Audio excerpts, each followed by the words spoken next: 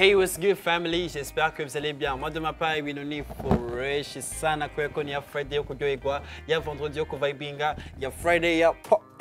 It's all about hanging out, Kabos Farid, that's my name. It's another fresh Friday. Ni ya vendredi y'intuma wewe wiga wunguka umenya byinshi cyangwa umenya umuntu deep. She's my sister, ndamwubaha cyane gose kubera yuko entertainment ya 257 cyangwa career yo y'umuziki aragerageza kuduza ibendera ry'iwacu mu Burundi biciye mu muziki. Amazina yahawe n'abavyeyi yitwa Irakoze Erika, ariko tumuzi ku ma stage cyangwa ku ma spotlight cyangwa muri career y'umuziki nka Miss Erika. Ni Miss Erika nakubwira yuko ava mu muryango w'abana batatu akaba ari umuhererezi. Miss Erika yavukiye Bujumbura mu Nyakabiga mu bitaro byitwa SOS. Ni Miss Erika nyene nakubwira yuko primaire yiwe yize kuri Saint Gabriel hamwe na Unité. Miss Erika nyene hari mwaka wa 2019 aho yabaye brand ambassador wa Primo Zik. Impamvu bamwise Miss ni kubera yuko hari muri secondaire aho Miss Erika yabaye Miss Interscolaire ku ishuri rya Lelière. So my people,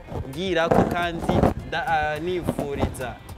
nifuriza abakenyezi abamama bacu murazi yuko turi mu kwezi kwa Mars, ukwezi ko celebrating ko kuryoherwa n'abakenyezi. So my people, navuze ati this Friday negezo guhenginga na Miss Erika kubera yuko Miss Erika afite amateka menshi. Miss Erika ni umukenyezi twishimira cyane aza kutuyagira byinshi. You don't have to miss his show. Ndagusabe mu cyubahiro cyanyu tumwakire Miss Erika n'akaruru kenshi. Tutugira guca Michelle. Tutugira guca tumwakire n'akaruru kenshi. Koma mashi, koma mashi. Puzi mundu puza. Ale, ndabaramukije mwese. Abakunzi ba hangout. Chaque vendredi, of course, ya Marie Bisasu bituritso no muvuduko. Yes, of course. Mucyubahiro cyanyu turi babiri tugize cheers. N'abandi bose tubagire cheers. Ariko aho turi hose turi kumwe na Kabos for real and Small Mama. Kabisa. Wishing more life, more success. And this is a pleasure to be a woman because this is my mouth. No kwezi kwanje, no kwezi k'umugore yitahuye. No kwezi kw'ababyeyi. Abamama bacu aho bari bubahwe. Kabisa. Urakoze kunyifuriza, urakoze kumpresenta, urakoze kunyakira for the first time. By the way, nakunze. I like your presentation. Great. For sure, urarenze bro. Enjoy. Wallahi mimi niko najua una plan lakini kumbe ni mindset man. Wallahi urakaze right? Kabisa. Watubwiye yuko weje kuvukira kijanye abakenyezi bitahuye kugira umukenyezi yitahura asabye iki iyo uvuze ati umukenyezi amaze kwitahura Miss Erika kubgawe wobidusigurira gute? Jewe Kabos, attends. Wewe uri umugabo? Yego. Wanko je ndi umugore? Yego. So ntumva ko hari itandukanye. Cyane gose. Umugabo ni inkingi y'umuryango. Umugore akaba nzitizi y'umuryango. Derrière chaque homme, il y a toujours une femme. Derrière chaque succès d'un homme, il y a toujours une femme. Il y a l'éducation, il y a le foyer, il y a tout qui est dans global. Bishigikiwe hanini n'umukenyezi. So ni kuvuga ngo umukenyezi kwitwa umukenyezi yitahuye utari nka wa wundi yoza kwa avorta canke ngo ate uruvyaro agenda gata.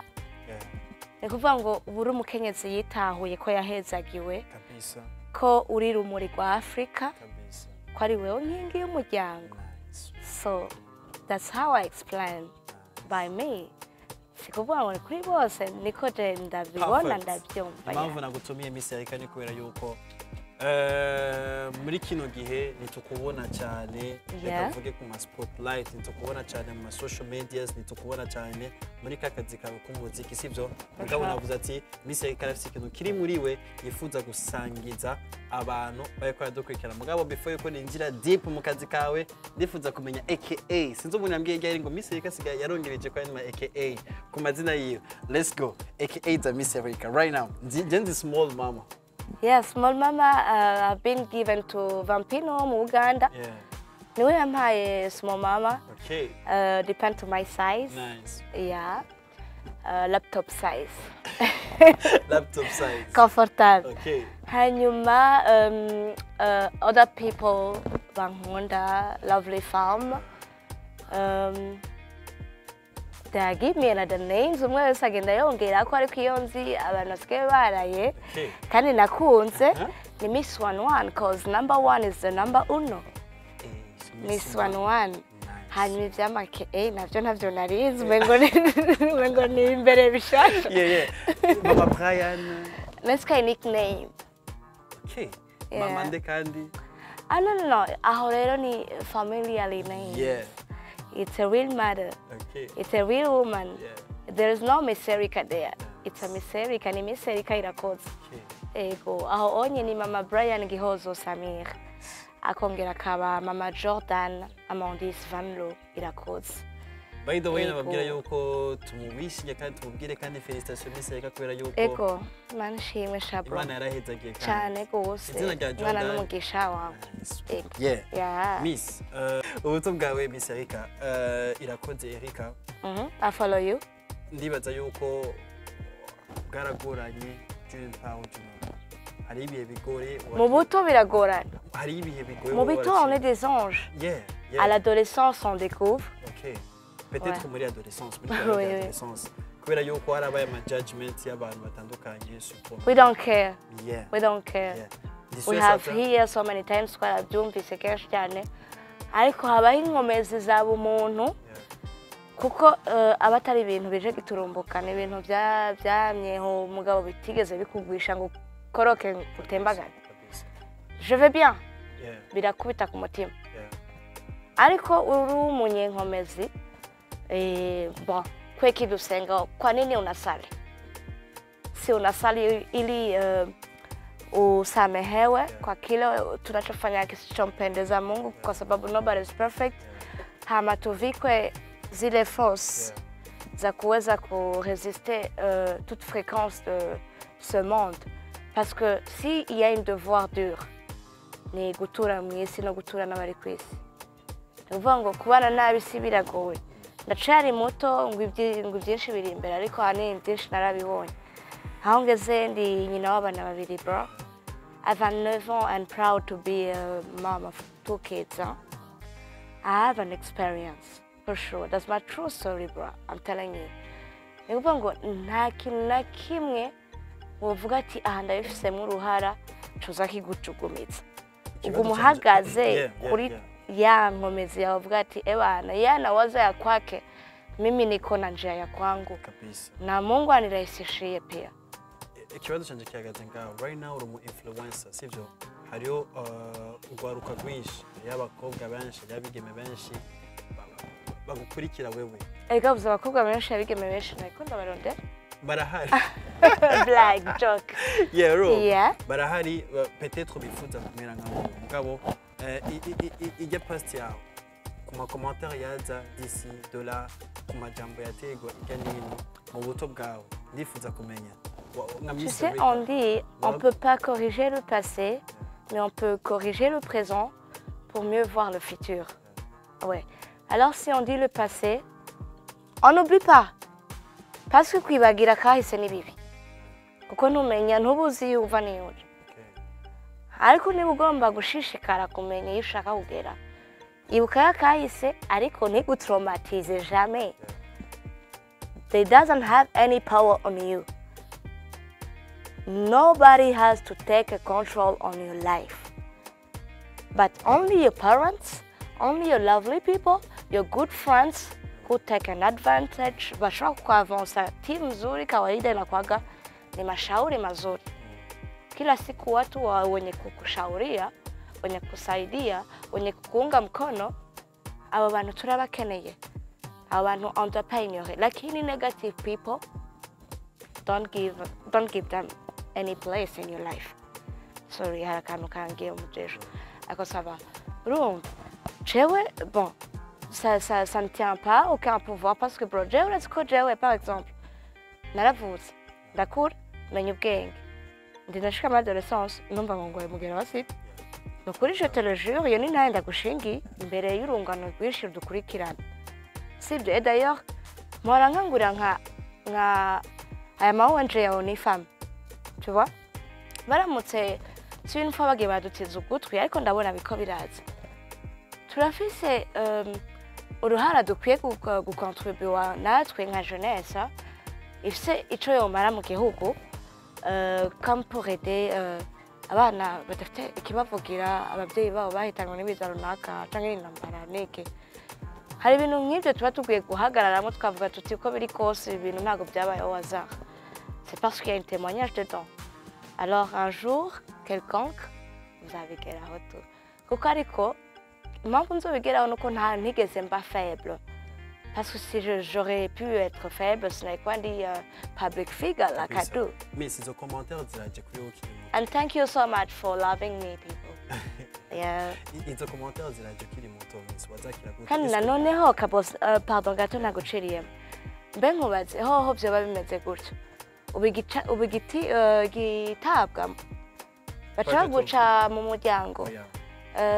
Ucucika umunyamahanga n'ubukibaye umurundi. Ese mbega abo basanzwe bagendana iyo ngwara canke ubumuga mbega bo bose abantu nkatwe no n'abantu bahuye n'iyo accident kandi kuko nta kibera ubusa hari ibintu biza kugira ngo bitubere inyigisho my bro so niyo mpamvu uyu munsi bon ishirahamwe runaka ko nta mafaranga bandishe bagira kwamamaza kwikingira ni kubera yuko hari abatubereye exemplaire bihitana benshi urwaruka rw'uyu munsi rukire ku bw'abo bantu batanguye n'ico kita you understand my bro so abariho rero uyu munsi waratahuye warayakiriye ubu noneho biroroshe ça veut dire que je n'ivyari kuntera ubwoba iyo usanga ari byo kuko bon ni umugambi w'Imana on peut pas y échapper. Et si jamais c'est pas vrai, je dois faire quelque chose pour conseiller à la jeunesse. Parce que j'ai assez d'expérience. J'ai grandi dans une famille qui a un témoignage assez. J'ai eu beaucoup d'histoires dans des différents teams, friends and whatever. I know so many things about it. And I know how to teach others. Yeah, ndio hivyo kaka, hauwezi kueshape na hauwezi kutenga mtu. Yeah. Cyane gose. Yeah. Mugabo ndibaza yuko peteto hari undi muntu. Mbega, ça ne dérange pas de mixinga avec Swahili, fake English. Puis abanyagihugu barazi bona bagusanze ngumvayo. Igira umuntu watari.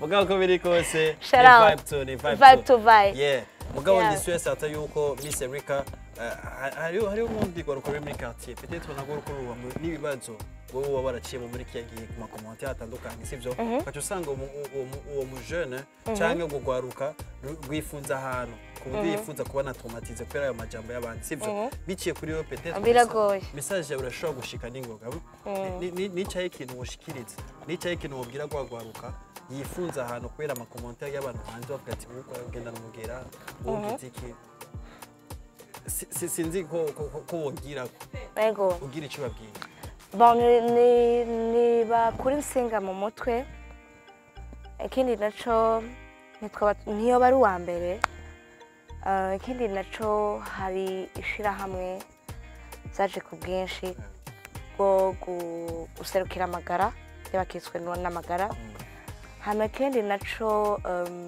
uyu munsi umuntu arabaho ko hariho ibigwara bisigaye biteye ubwoba gusumba ndetse n'ico kiza c'umugera wa sida uyu munsi umuntu ashobora kugenda ari muzima bukeye ukumva ngo yatashe ni kuvuga ngo urupfu ntawe urutegura ntawe ugira iki mugabo bibabajwe n'ikiduhitana nuko twabyikwegeye kirazira kwikwegera ikintu utacikwegeye iha amahoro umve ko Imana iri kumwe nawe kandi Imana igukunda kuba ukiriho nta erreur irimwo. Mungu sio Asmani wanasemaga alafotoka kwa hiyo nguni va munguni seruka expose-toi sois le témoin des autres de ton entourage n'aie pas honte tu peux faire grand chose tu peux le faire toi qui m'écoutes vous qui m'écoutiez hein?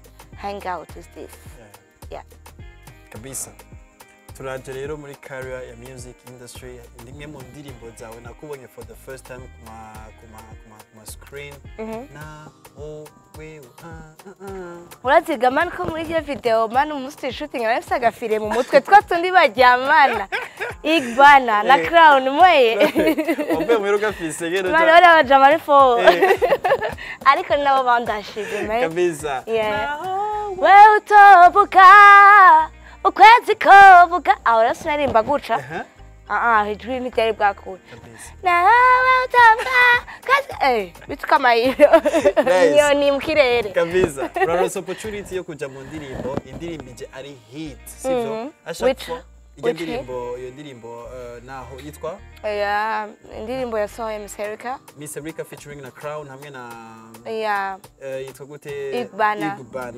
c'est mon cousin c'est quoi Ego nice exclusively na journalist indirimbo irasohotse irabaye hit yari indirimbo yawe ya mbere tubonye video tukamubona Miss Erica sivyo siko gafire nyene mu mutwe indirimbo iraje nta batayizi muce mugenda muyirabe murabo ukuntu bimeze aho Erica yavuye ni Erica araja cyane gose ndifuza kumenya iki gihe byari bimeze gute mu kibano bamaze kubona mu clip video kurazi commentaire n'izibura nakagiye muri ibi byari bimeze gute est-ce muhira byari bimeze gute unakuwa hit nyene pump bon ikintu ca mbere que je suis fière avec à chaque jour nuko nagiriwe amahirwe mvukira mu muryango w'abakristo donc abakristo ni kuvuga ngo umuryango w'abantu bizera Imana basenga twese niko bimeze la plupart de la communauté hanyuma ikindi naco c'est une famille très civilisée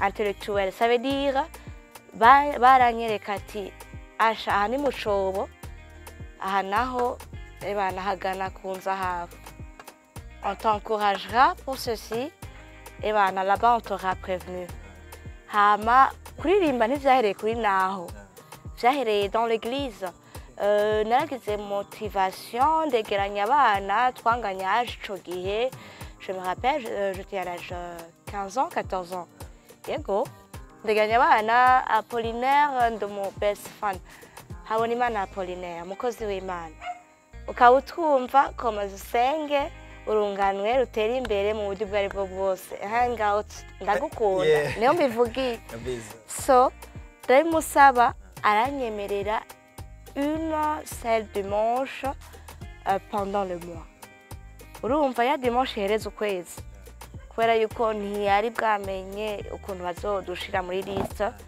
ya programme y'urushengero et après bigenda biraza ndo nkaba Redemption Voice abanga twarakoranye kandi bari abahanga man nukuri ahubwo nanahigiye byinshi oui et voilà c'est commencé dans l'église guconga ndazamuka Question G buriya iriya naho nuko ariyo video yashoboye kwaparesa mbere y'ibindi bikorwa sinon Question G yarahabaye before yaba Egan Crown My Bob Record ego okay because Question G we start na 80s or perhaps mu kibano rero entourage yawe nibavuga ati wakane Miss Erica meya clip kweki ka ndoro skuru ndi big mu bitekerezo maniga voilà I'm a big, don't call me small mama, I'm a big deal. A friend, I'm a big deal. Yeah. Kuma tatatsimeze gutse mu kibano. Urazi ko ntihabura abantu nyine avuga ati wamubonye. Maisha yangu bwana. Maisha yangu kikubwa ni heshima kila kitu kinachohitajika mkubwa na mdogo. Foyer, éducation, ce qui me doit comme inshingano. Hanyuma kwitaho ibyo abantu batekereza kirazira bazi mu bundi bavuga ngo jewe ninaja kwiyumvira mu kibanza ciwawe ni naco caha ca mbere nzoba nkoze naja kwiyumvira ati wosanga kabose kariyumvira ibi gutekereza mu mwanya w'uwundi niho hava kwifuza niho hava kwicana niho hava kurugana niho hava jalousie niho hava ibintu byose bibi because turi gutekereza mu kibanza c'abandi nakubwiye ngo iyi communauté société tubayemo iyi si idusaba gutura ku bana kandi ku bana ni ikintu mani kitigirisha si tu es vraiment compatible sociable biraboneka ugukunze azagomba kuza ukunze uzagomba kumugeraho utari uwawe azohita arengana. Parce que tu n'es pas obligé à convaincre tout le monde. Tu sais, dans la vie, on doit avoir des encourageurs, on doit avoir aussi des haters. Oui, sans oublier. Alors, hanze hari ibitukangura bivuzwe nabi kugira ngo man ntiyabesh cyane. Kumbure ya bana kama washaanza ifani badishe mwen. Lakini kila siku yakiongelewa mambo mabaya kuhusu ni wewe tu. Kuki Maraya yegereye Yesu Kristo akamurira ku maguru ye yaramwirukanye? Ntago yamwirukanye selon la Bible. Yaramuretse aramwoza ibirenge bya arumva yuko afite second chance. Kila binadamu n'igisuma gifashwe kera nubwo bari bafite imico nyene yo guhana, ariko byari bikabije, hari ukuntu baguhanaga nabi cyane bikomeye. Ariko uyu munsi urafite droit yo kuzana umwavoka bakaguha amahigwe yo kwisobanura kugira ngo ushobore kwiyansorta. Miss, harageze igihe. Ça va? Harageze igihe. C'est bavardeuse, hein? Cyane. Give me cheers. Zankumbura. Harageze moment umuntu abonye Miss Erica. Abona umukunzi we. Umukunzi wanje. Harageze igihe tubona yuko Beyoncé na Jay-Z bo mu Burundi, Miss Erica. Kubera icyo kibazo mutagisiba? Kubera yuko ndibaza yuko ni ibihe byiza twavuga yuko Miss Erica yo baraciyemo. Ni best moment Miss Erica yaciyemo kandi ni ibihe byaje muri entertainment. Na career yanje. Cyane gose byaramatchingana gose. Mugabo sinifuza kwinjira deep. Non, tu as le droit. Twajayo. Okay. Saleh Gihozo abenshi bazi ku izina rya Salji, sivyo? Budasamane. Wallahi. Ikibazo cyagaze ngaho nyine. Ako ka intro, aho gasignature ka Salji. Est-ce que waragize nko pari wawe ubwira ati kagira ku? Non, ntabwo twabwahura. On ne s'était pas encore rencontrés, mais quand on s'est rencontrés, moi aussi je le trouvais très très talentueux. Yari umuhungu w'umuhanga cyane. Cyo kintu gushika nzokwama ndamufata nk'umu artiste uyu munsi ariko bageze kure cyane. Kuko umuziki w'uyu munsi aho tugeze turi ku yindi ntambwe. Ça veut dire que mu bo turiko turavonsanya yariko aseruka mu ba mbere. Ego. Gute ushobora kudefinisa urukundo rwa Miss Erica na Salji? Ni kurya Imana yarugombye. Ni kurya twarubonye rukatusigira amatunda meza, urubyaro ariwe mfura yanje Brian Gihozo, je ndamwita Kid Brian Salji. Ego koza arasa na sema afu anatuvita anafanyaga ni mjanja ni mpole kama babake. Nampenda sana mtoto wangu jamani. So he's a good young boy. Brian yibishitse ndamubonamo umwana wa kazoza. Ndamubonamo umwana azubaha Imana n'abantu because ari sociable akiri muto. Imana imfashe inkurize kuko bavuga ngo harera Imana. Hama umwana si uwumwe, umwana ni uw'igihugu. Aho nazoba nduzuhambere bro. Cyane gose. Yanabivuze ko yifuza kwibera. Abana barabaza gose. Harageze ibihe peut-être Brian yarakubajije ati papa ari hehe. Miss Erica. Sinifuza ko ibi bintu azobyumva. Je peux pas parler de ça. Merci. Kabisa. Ego. Nta kibazo ariko impanuro zamazi hari Miss yose. Muri career yawe ni cyo kintu ugira ko still now. Merci. Muri career yawe ni cyo kintu ugira ko still now mugabo impanuro peut-être Salji yakubwiye kandi gushika ubonye muri career yawe bacabigira ko Miss. Ni vya. Saleh premièrement alikuwa rafiki yangu yari mugenzi wanje cyane. Tu sais, quand vous êtes réellement un vrai couple amoureux, hein, haragera igihe mugashika gishiki na gisaza. Hari n'igihe bavuga ngo murasa. Ntibiragushikira muri relation. Mukagenda igihe kirekire n'umumama wawe. tellement cyangwa ukagira umu best friend wawe tellement ko baca yumva ngo muravukana bavuga ngo bikundanye birasa. C'est vrai, c'est mon premier amour. Je ne nierai jamais. For real? Yeah. Yari... My first love. Yeah. Hama ndabasabye nimuzane urusaku. Umva rero. Hama Saleh yari umuhungu aciye ubwenge cyane. Kandi yakuze iwabo bihari byose ariko akura bitagihari. Ça veut dire yari obligé guhita aba intwari mu muryango. Fighter. Yari umuntu aciye bugufi. Iyo niyo don ya mbere umuntu aba ayifise vraiment utayishifasi yote. Guca bugufi ni ibintu by'agaciro. Yeah. Kubera ko hari umuntu ashobora guhitinga rimwe kabiri gatatu ugasanga yataye intumbero. Ariko Saleh sinigeze ndamubona ati intumbero. Par contre, yari umuntu ari real reconnaissant éternel. Sinzi ukuntu nokwishira mu kibanza ciwe. Je ndiko mvuga jewe ibyo nabona. Sinzi rero wewe nkawe iyaba yarari ngaha ku ruhande. Yasobanuriye kaguhaye. So yari umuti ari humble, intelligent and very very talented man. Hari ikintu rero twari duhuriyeho. Ikintu ciswe gutegura project like tough, like freestyle in the studio. This is the time and we go.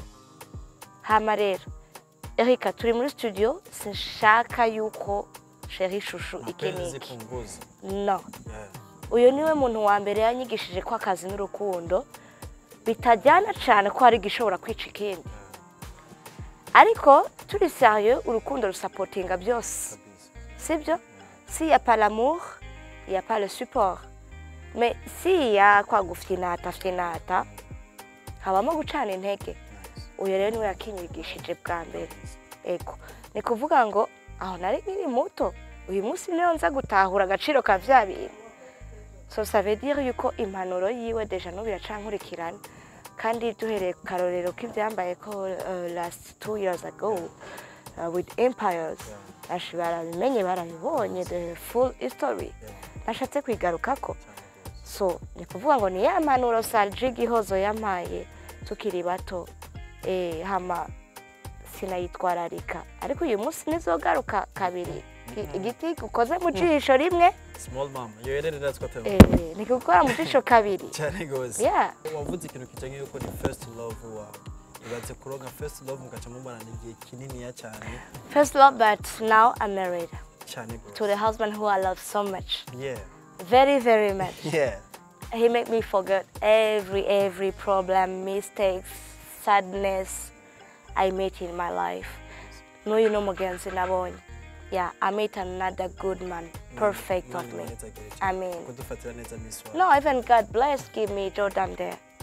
Yeah, Imana yashite ko akopa. Mtabisha mtasema mtalala. Taweza ni black. Yeah. Yeah. Yo à chaque fois first love yawe gusigira igikomere mu mutima, gusigira deception. Miss, wavuye gute muri yo deception yo kumwibagira Saleh? Oh yeah, nta deception twigeze tuja. Because nta wahemutse, nta wahevye uyundi. N'ikintu cabayeho za puff. Turacari bato. Jewe aho rero nimukiye mu Rwanda avec ma famille kwiga. Samini hakivuka. Urumva ndacari muri ya âge ya 22 ans, ko navya ya 20 ans. Ndacari muri ya âge ya 22 ans, ça veut dire ça m'a fait 2 ans, après 2 ans. Saleh arahamagawe muri Kenya muri label runaka. Aherekejwe na Sulex Touch, c'est ko tumwibuka ya. Donc alors de connexion, ça veut dire turigabuye. Ouais, pour un petit moment, aho twe twibaza ko tugiye kurondera ubuzima. Kumbe nayo ngo jambele hatu ya Joey. C'est vrai, c'était dur. Dur. Très choquant. Dur à comprendre, dur à accepter, toujours pleurer, toujours se demander pourquoi moi. Être faible même, hein, lo,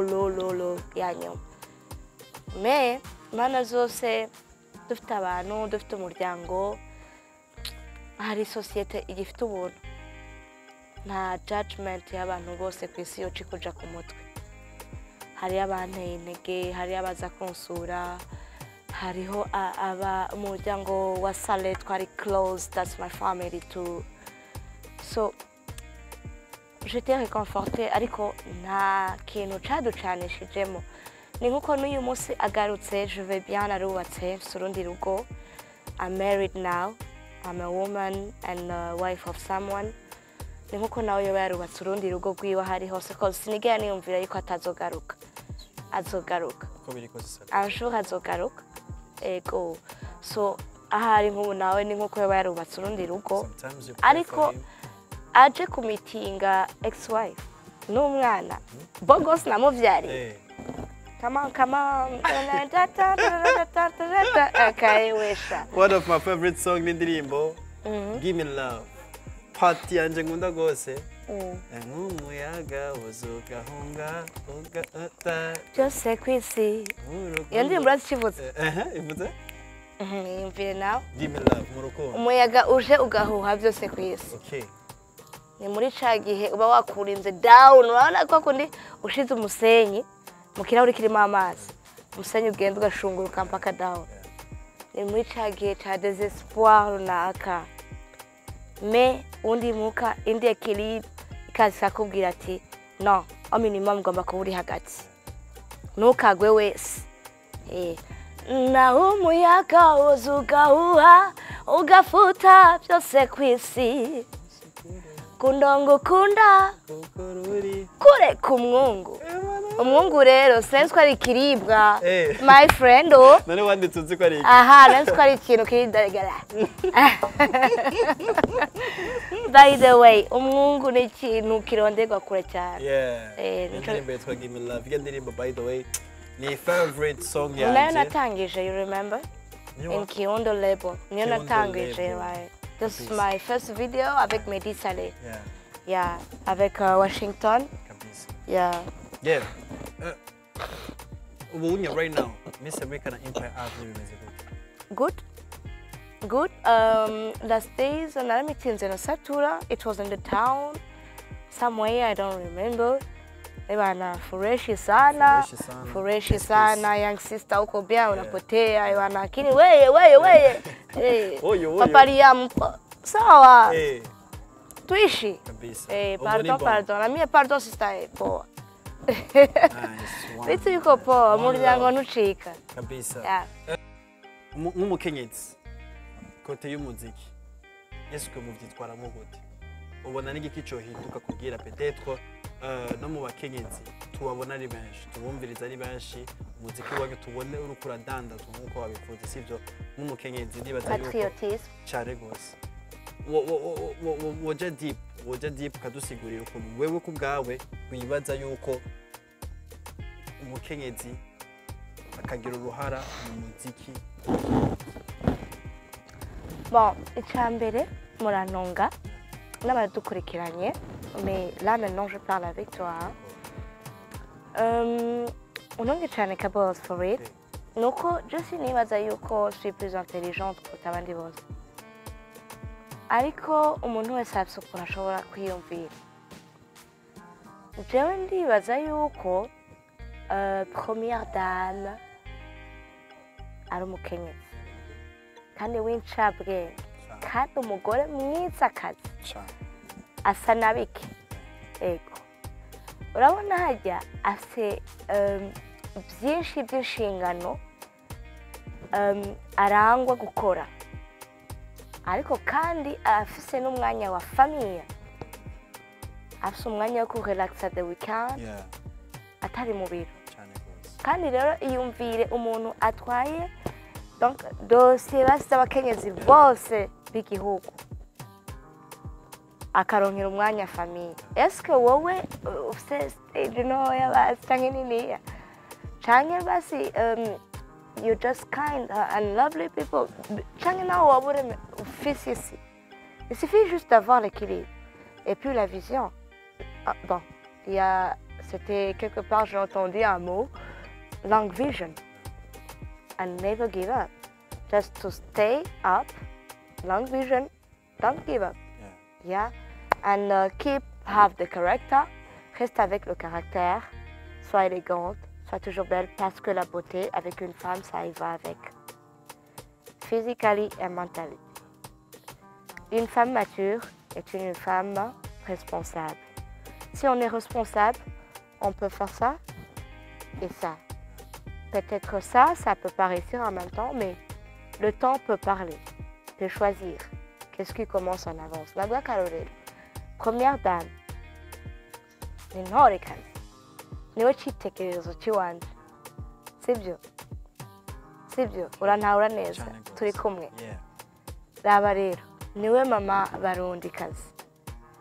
Niba afite ziriya nshingano, wowe nka Miss Erika uzonanirwa ibyawe bikeya canke byinshi gute bigomba kugupushinga kugira ngo nawe umwiyegereze aguhe ibitekerezo birakunda. So woman's with a character, it's always beautiful flower. I think so. T'es d'accord? cyane gose. Sindagutahuza mu mafuti. Man, muze kutubwira muri commentaire. Yeah. Je ndi d'accord. Ego. Muri ko mukore kugira umukenyezi agira uruhara mu muziki. Je ndibaza yuko abakenyezi abigeme murundi kazi dukwiye kuja hamwe, dufise igihugu ciza, turafise ubumwe, ni hake uzosanga ubumwe nk'uko dufise. Abarundi turakundana, dukwiye kuja hamwe tugasobanukirwa neza icerekeye uruhara rwa Amicale des Musiciens, tukayiha agaciro cause nayo irashobora kudufasha, tukitabira inama zimwe zimwe tugenga nk'uruhara rw'urunganwe generation, ico dufise duterera mu muziki tukakiyagira ahabona, aho badutega ugutwi bakacandika muri agenda, tuzobona kigarutse gikemurwa. Ego, hanyuma dushimire cyane incabwenge Madame Edith. Ego, Madame Edith, Madame Mugani, je peux dire aussi. Nawe ariko arayobora neza. Bon, aho abandi bagejeje nawe afise ico ariko arakora. Ego, ça veut dire que tuze turitabira ikintu cyose cotuma dushobora kwiga no gutera akajisho kugira ngo dushobore guhindura ko umuziki uzohindura abagore n'abigeme gusa. Nkuko babivuze ati hariho intare. Ariko ndasubira ndakwibutsa yuko atamugore avuza ingoma. Ingoma zivuzwa n'abaki? Abagabo. Kabisa. Verse ya kabiri ya Mon Amour. Akaje kamese ikatubakina ukavibe. Verse ya kabiri ya Mon Amour. Inyibutsa. Okay. Yodahari ni verse ya mbere. Yari ya mbere. Ni ya mbere. Ya kabiri. Warabe. Warabe. Mwega. Warabe. Nzana. We mon amour.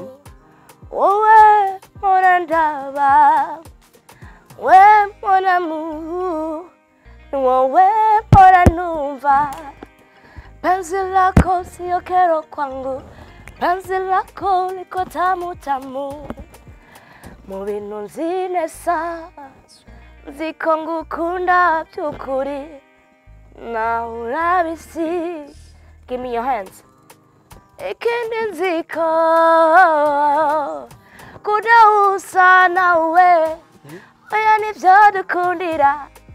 Nije naremewe.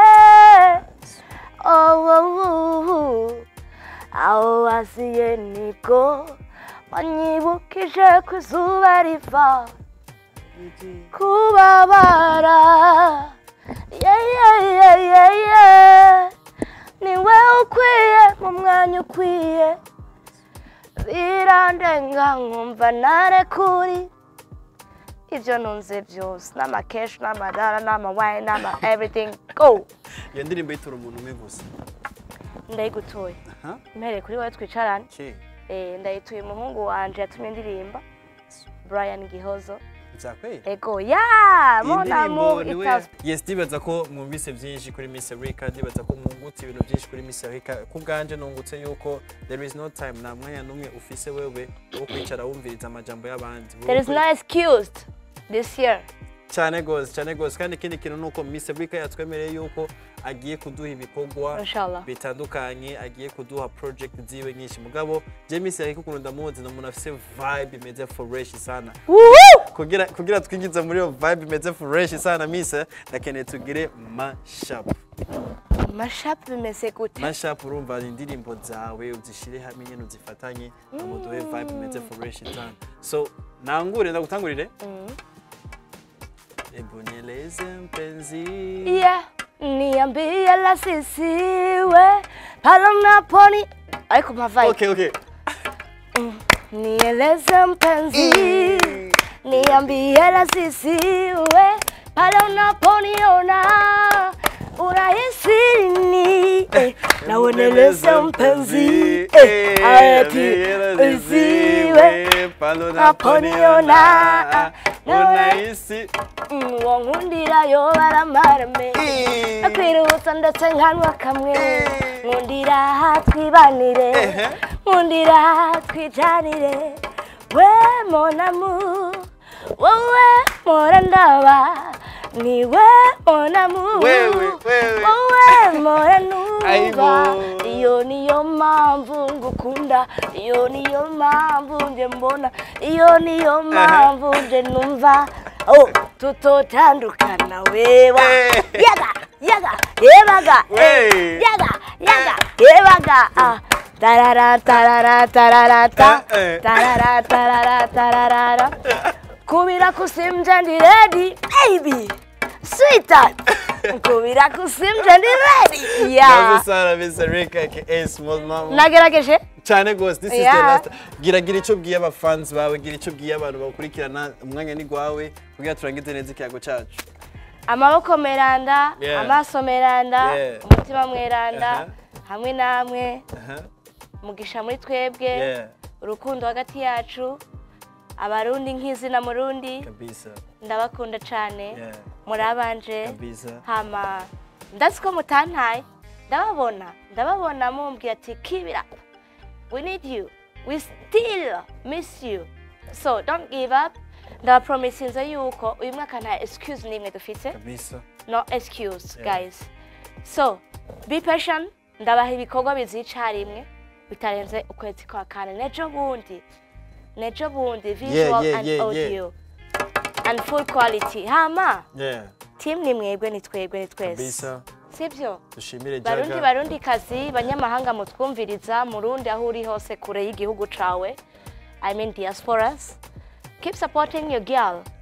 Ndakeneye un jour kuzobeshwaho n'umuziki. Nkumva yuko ebana I'm high because of music.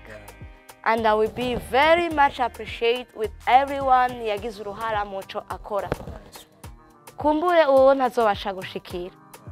Hama nyene icubahiro papa w'igihugu ciza cacu buno butumwa bugushikira. Ndakunze cane. Navuze ngo amaboko masa, amaso meranda, umutima musa. Je nkayirakoze Erica. Bucura bwawe canke mwana wawe. Ndagushimira ku ruhare uri kuragira mu guterera ugwaruka umuziki hanini kuko ndi umunyamuziki. Bandanye duha ijambo ejo nejo bundi ivyo mvuze byo kubeshwaho n'umuziki biraba bidatevye. Ndabakunda barundi kazi, barundi. Dukunda ivyacu kuko turarenze. We are better than we think. Thank you so much. Hangouts team, all the team. Hangout Jimbere. Hangout Cabos for Real. Everyone who has made everything good. Bieta, like B-Face he says. Bieta.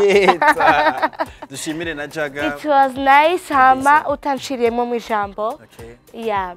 Ndongeye kandi gushimira umwete Imana ishobora kudushoboza. Because without energy we cannot do nothing, right? We have to be proud to get the energy. Hama, iyi team mvuga rero ntitwari twenyene.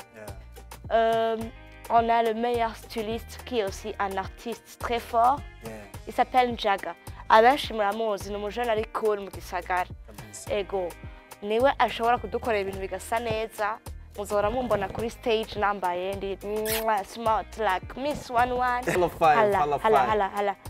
hala 5 kabosi nguhereze mu nzira ngaho mjangu mukwano Asante. nice I appreciate the love.